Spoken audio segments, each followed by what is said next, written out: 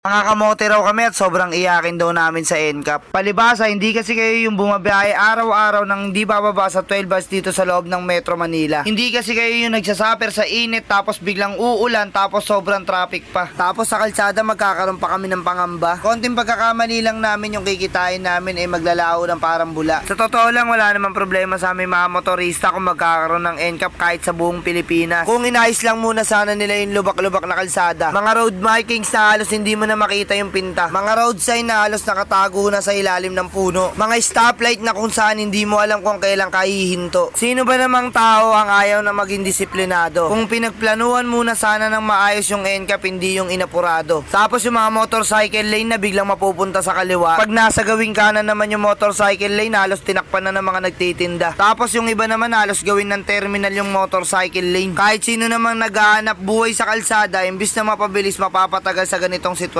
Paano na lang kung gamot yung i-deliver namin tapos nagmamadali na yung customer dahil kailangan na. Paano kung may emergency vehicle sa likod namin tapos ayaw namin umabante para lang hindi kami matikitan ng 5,000? Paano kung sobrang tirik ng araw tapos nakababad kami sa motorcycle lane na napakabagal? Paano kung yung kinikita namin sa pagdi-deliver ay sapat lang para sa pambuhay ng pamilya? Binigyan nyo man lang sana ng aksyon yung kalsada bago nyo pinatupad tong NCAP. Hindi nyo talaga maiintindihan yung nararamdaman namin dahil hindi naman kayo yung lagi nasa kalsada.